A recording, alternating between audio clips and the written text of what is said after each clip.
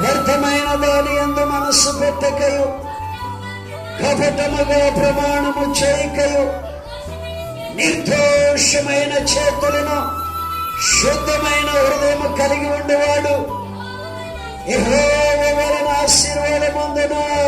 హల్లెలూయా. ఉందా ఈరోజు నీకు నిర్దోషమైన చేతులు, శుద్ధమైన హృదయం, కపటముగా ప్రమాణము చేయకుండా ఉండేటటువంటి మంచి మనస్సు నీకుందా? ఉంటే నువ్వు ధన్యురాలివి. ఆశీర్వాదాలు మాత్రం ఆగవు. ఆశీర్వాదాలు ఆగినాయి అంటే నమ్మదగిన దేవుడు, నీకు తోడే ఉన్న దేవుడు, ఇమ్మానుయేలు దేవుడు నీతో ఉన్నాడు. ఆయన నీతో ఉండి వ్యర్థముగా ఉండటం కాదుగా, నిన్ను ఆశీర్వదించాలి, అభివృద్ధి చేయాలి, గొప్ప చేయాలి, ఆస్తికి కర్తలుగా చేయాలి, నీ కుటుంబాన్ని శాంతి సమాధానం